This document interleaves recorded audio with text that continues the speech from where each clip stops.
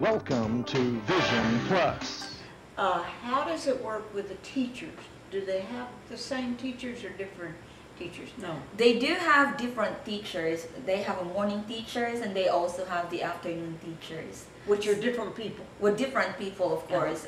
The morning teachers, they don't come back for the afternoon class. They're just morning teachers. So, that's pretty good. I think they'll have to work though till 3 to do all their teacher stuff, grading and all of that. But that's how it works. I mean, morning teachers are morning teachers. So some of my friends, they like their morning teachers. And I said, oh, our morning teachers are much more better than the afternoon teachers.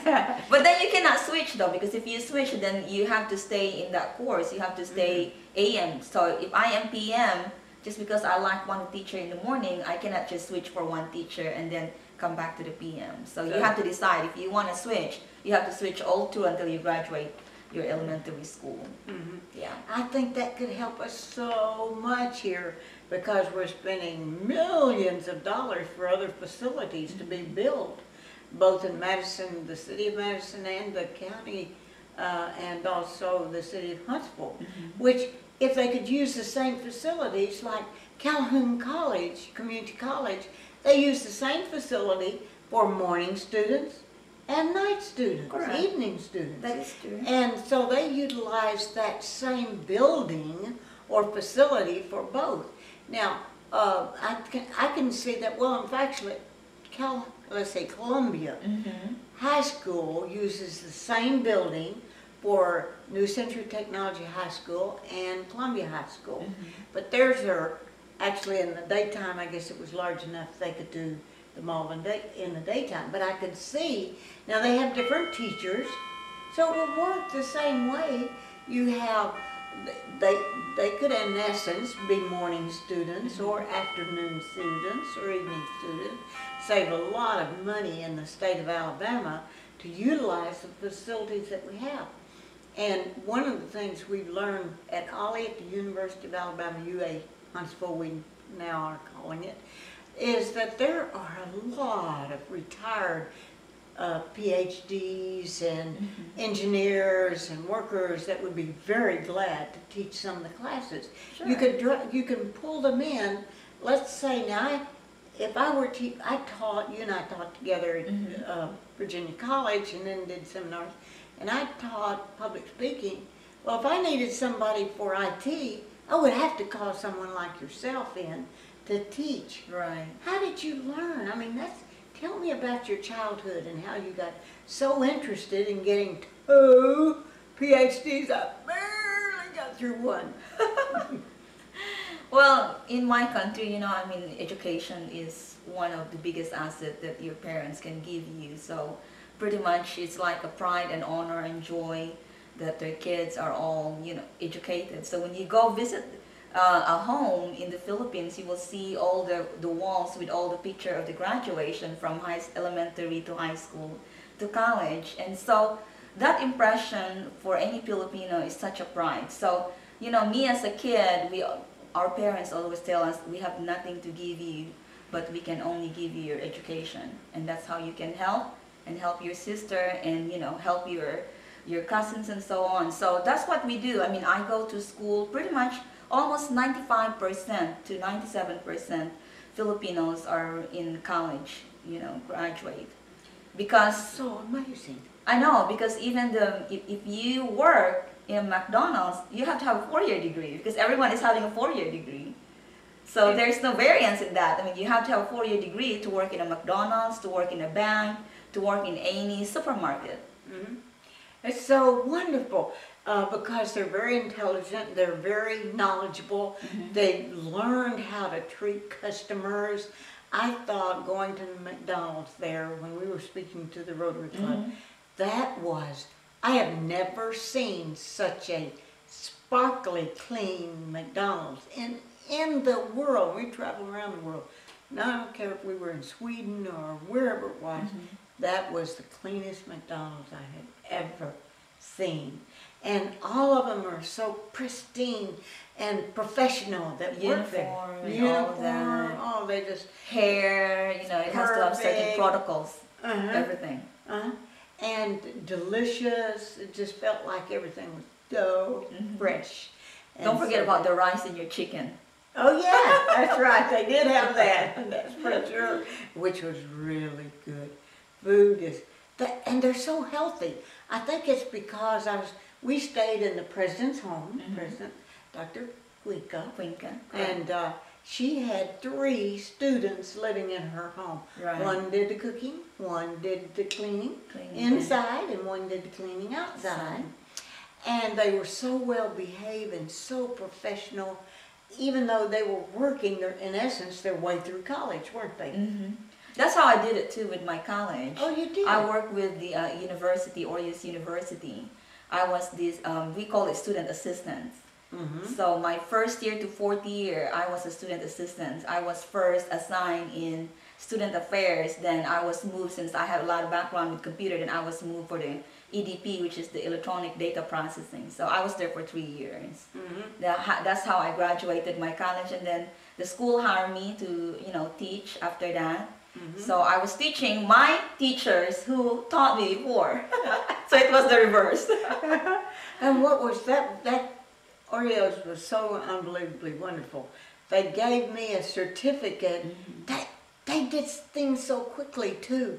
They had my name up bigger than the wall and in the room almost, and welcoming me. I remember. And then they had where I was from in Alabama in the United States, and they put a certificate together for the appreciation for teaching them communication, and we did some games of breakout games that they participated in. And there's no whining or anything. Everybody is so willing to learn. They love you. Everybody's like, pretty much when they saw you and they said, oh my God, we got to listen, we got to learn from this American girl. Because here in some colleges I've taught, and I taught in Texas and Alabama and Tennessee, and some, I might be teaching public speaking, and we'd be using a room with computers all around. Right. I go back, they're not doing anything that has to do with communication. Correct. They're just emailing their friends or whatever.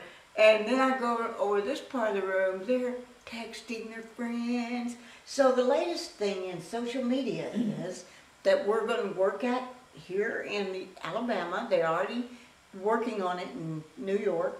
I hate it when some state gets ahead of us. It's social media where you will actually maybe text your questions to your students. They can text them back to you and use social media in learning. Right. Oh, I just think that is so cool because they're interested and they're so smart. My little granddaughter, senior in high school this year, she works on a computer and it sounds brrrr. And I think, how could anybody type that fast and know what they're typing? But she did. She really did. Well, what made you get interested in IT? Well, when I was in college, that's actually my major. Yeah, I was one of the first students who were able to go to an international school for computers. It's called Alma Computer College. So even though my father, he just got laid off from the job and he don't have a lot of money, but he sees that there is a need in the future. So he had to work very hard, go abroad to send money to me so I can go to school in one of the international schools. So I was the first one to be in that. When I was in high school too, my father sent me to computer school for my summer school. So I was the first one to do that as well. So that, made me interested to do more computers. But then after that, my father didn't have a job. He came back. And so I had to decide that, for me to continue my college, I have to take some exam for a scholarship. And I passed the scholarship, so I continue with bachelor in commerce or management. Yes. Yes. So, I had my first broadcast journalism, then management, which would be like business. And then the next one I went back to communication, school of communication. And so we changed sometime. And I taught management in college. But I also, I liked the broadcast television and radio and journalism and writing, and so you do a lot of journaling and teaching management. Right, I do. And you were chairman or founder of a management school, and you work a management program, and you work very closely with Rotary clubs. Tell me a little bit about that, not only in the United States, but over there in Philippines. Remember, you went with me as well. We were helping the Home for the Aged as well as feeding the children. Yes, I'm interested. My passion is to help others, you know, whether here or in my country, but that's my future. That's where I want to spend my time, is to actually help kids. It makes me happy to help kids. So for 8 years, I've been having 2 activities that I always continue. The first one is the helping single parents with the Christmas kids, their gifts, giving them gifts, and of course the school supplies. I give them school supplies every school year opens. So I think me to help them out is such a big thing that makes you, you know, you can't express what type of happiness it is once you give and once you see kids being happy. You know, their face is just amazingly, you know, sparkling with all the new toys or new school supplies. So. And you're really good at getting participation, really. I know even there at Virginia College and also teaching at ITT and other places you've been, that you're able to just, it seems like just people are drawn to you for helping.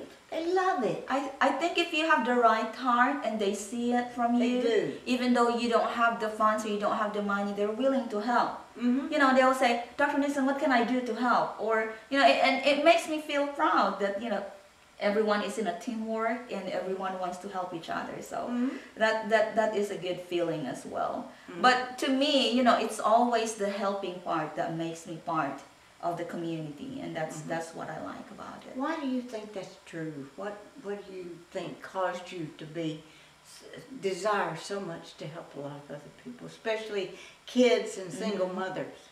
Well, I think coming from a poor country and seeing it, you know, a lot in the TV, especially in my country where there's a lot of poor kids. No, you know, they go to school with no uniforms, no shoes, you know, they don't even have notebooks. And I experienced that being an elementary student and high school students, that it was a treasure for us to get a book. And remember how you have 115 students and there's only 3 books? Oh, yes. Yes, and in the library that weigh 10 pounds each that they weren't allowed to check out. So we had to be really creative, and we did. In fact, I call that phase 2 of what I wanted you to see, some things we're doing. We may not have time to get into that because Tony and I wanted to get in another aspect of education. Tony and I, when our children were in school, both elementary and high school, we always worked with the PTA. And I helped out everywhere we've ever been. I even belong here to in this area, Providence School. I don't have any child or grandchild there at this point, but I do join the PTA because I think those funds always help. And now you're the president of the PTA, so accidentally. But thank you, Jesus, that she's now the president and I'm emeritus. President emeritus means, oh, you can sit back and help Charlie and Dr. Nixon. But I feel we had the funds that really helped people think, well, what are these funds going for? Tell us what you use your funds for. The funds that we have in the PTA is used for the accelerated reading, the AR. That's what we use it for. That's a big allocation of our PTA money. That costs us about maybe $5,000. And then we also have the passport. We also help with the snacks for the testing, the SAT testings. We also help with teachers who need funds for their school needs. Like they need, like I donated just 2 boxes of worth of school supplies. So that could save us a little bit of fun. And sometimes we help also the nursing facilities with all their nursing equipment for the children when they go to the school nurse. So everything that we do and everything that we raise for, all of that money goes back to the children of the Providence School. So right now, it's giving me a headache and thinking, what can I do to help? What can we do to raise money? What can we do to actually, to actually get all the parents to get involved, be part of the teamwork, be part of the PTA, so we can raise more money, so we can have better school. Better school means better students. And they're excited about coming into a room and it's decorated beautifully because the teacher had some funds to help decorate that room. Right. And it's just more joyful to be there to help to see that that gets done. Now you were talking about raising funds, and when I was in school we did a lot of raffles and that, but now you can't use that word. Raffles, you can't use raffle according to per Alabama rules and regulations and law that can be considered as gambling. So everything you do now has to be a donation. A donation's correct. Correct. Well, how do you, if you donate, how do you know don't you get a ticket or anything when you donate? You can still get a ticket, but you don't tell them and you don't sell them. You have to say donation if you would like to make a donations. So that's the way to do it. Now, sometimes I don't see it very enhancing to the parents, to let them know that these are all donations. As you said, I like the way you said it, that donations were $5, but you cannot demand as well. You have just to say whatever the donation is, you'll just have to willing to accept that donations.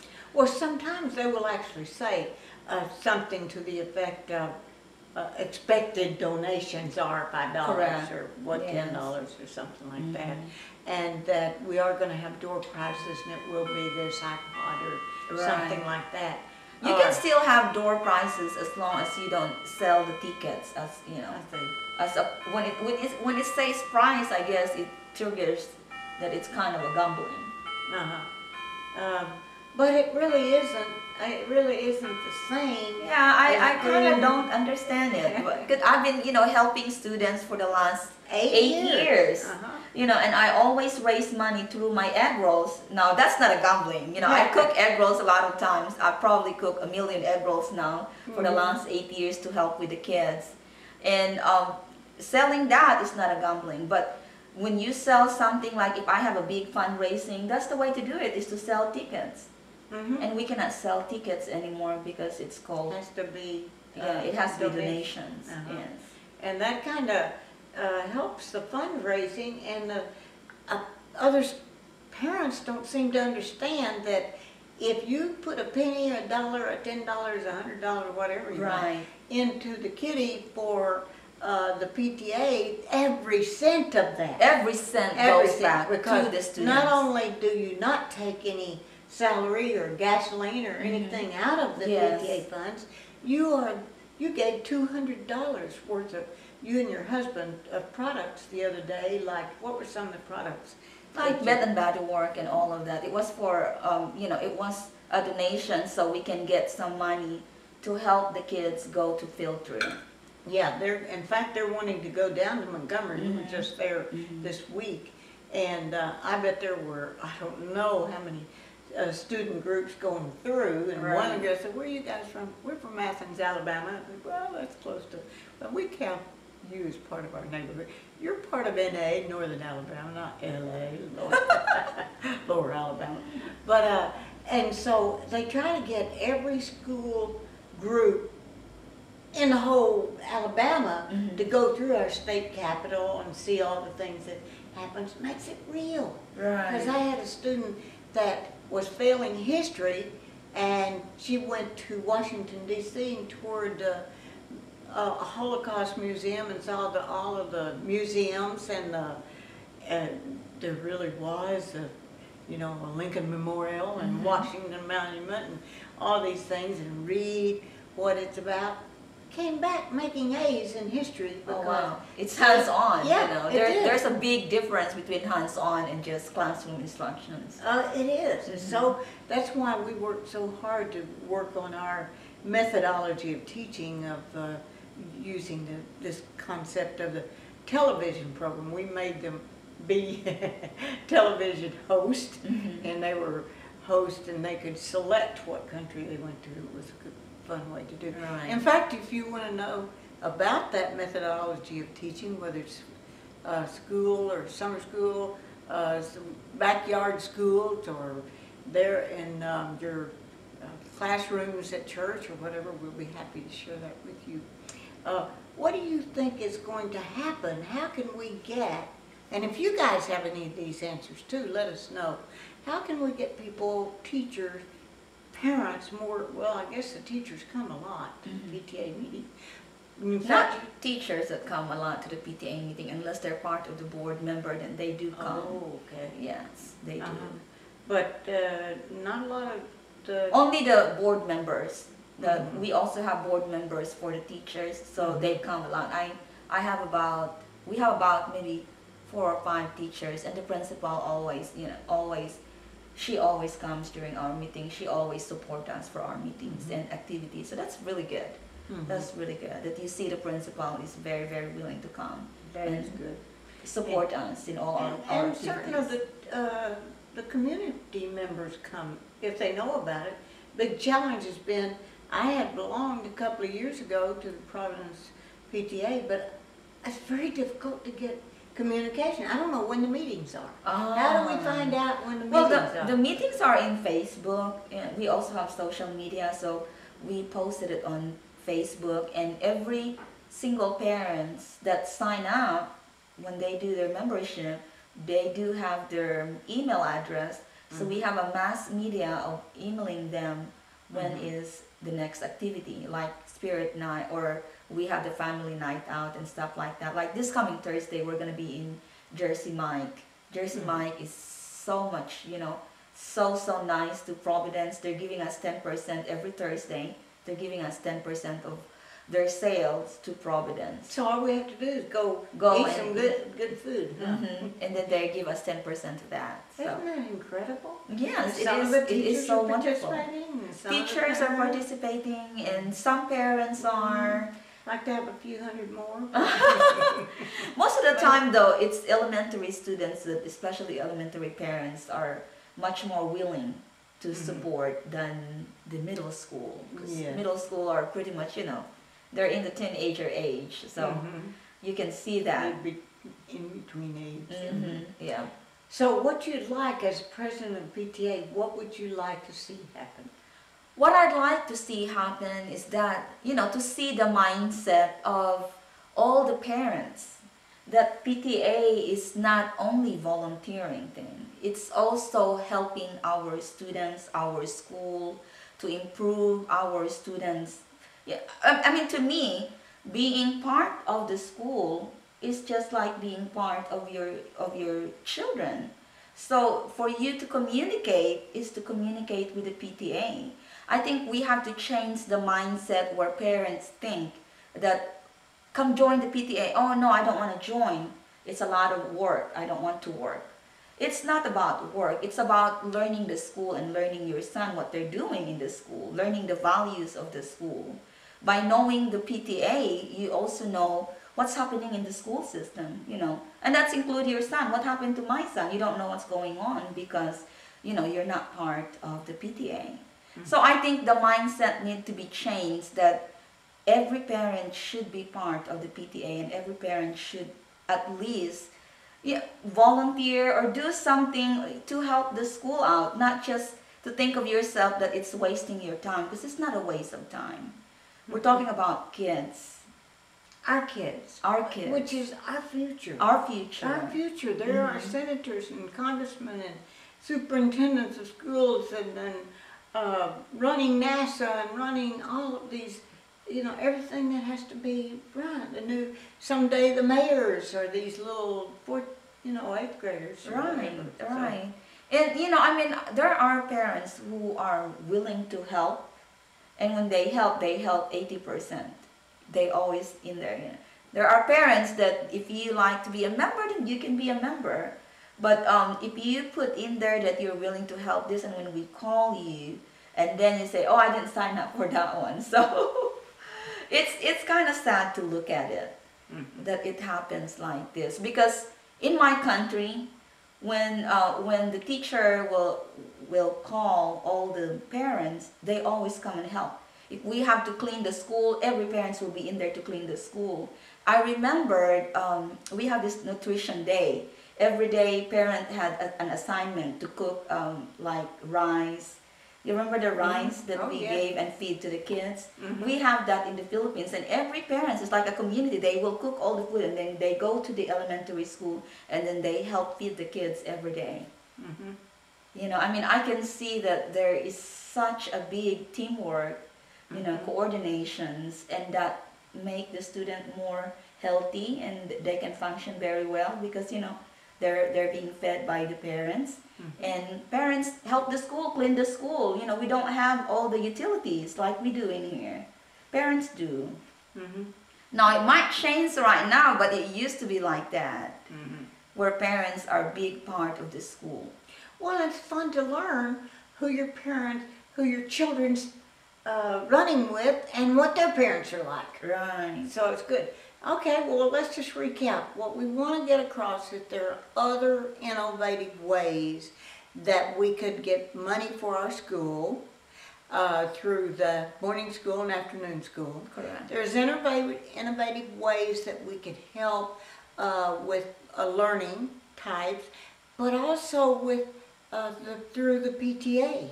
And so as president of PTA, tell us, let's see, you have Go Eat at, where were we going? Jersey Mike. Yeah, Jersey This Mike. Thursday from 3 to 7 p.m. And then what other things are going on for the end of the year?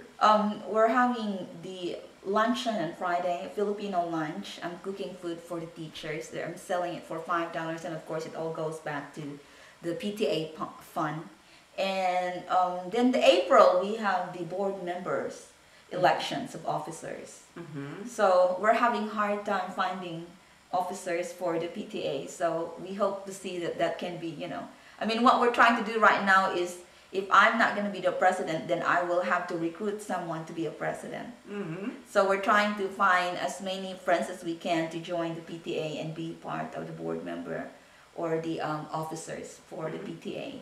And if they don't like the way it's run, they can get in there and be an officer and change it. And what will you do? You'll have now, when is school going to be out, as far as you know, toward the end of May? You don't have to go into June this year. No. April. April is when we will have elections for the new incoming officers. And they will actually be installed probably in May or next August or September. August. So they will start their term on August. Even though they're elected. April. Well, it's great that you're the president and you now can, are you going to serve another year maybe? Possibly. We'll see. We'll see. If you get enough I have support. so many ideas. Like one of this day, I would like to have my own, maybe little restaurant that's just like delivering or something, and just open for lunch. And every single egg roll I will sell, I will give 10% of that egg roll. So if the egg roll is 50 cents, then I will give 50 cents. I mean 10 cents back to the school. I wish all of the local businesses will do such a great blessings like that, where they can give some little money for our school. Because for some reason I couldn't figure it out. Every time I go to sleep, I would like to stay in a business where I can donate locally to my school. Like as I said, if I sell one egg roll, per egg roll I give 10 cents. So if the egg roll is 50 cents, I'll give 10 cents every egg roll that I sell. Wow. Yes. I gotta go eat a lot of egg rolls. Yes. They're so delicious. Oh, yum, yum, yum. She brought some spaghetti today. What did you bring today? I just glanced at it. Noodles. Noodles, because I didn't want to start eating and then get noodles in my nose, mouth, and whatever between my teeth while I started. Well, I'm glad that you joined us, and we want you to join another thing that is in your community, and that's the PTA, the Parents Teachers Association. And you will be blessed by getting to know your friends and neighbors, and also to get to know the teachers, who your kids are running with, what their parents are like. That's a good thing, isn't it? It is. And we're glad you joined us, and go join the PTA of your local area.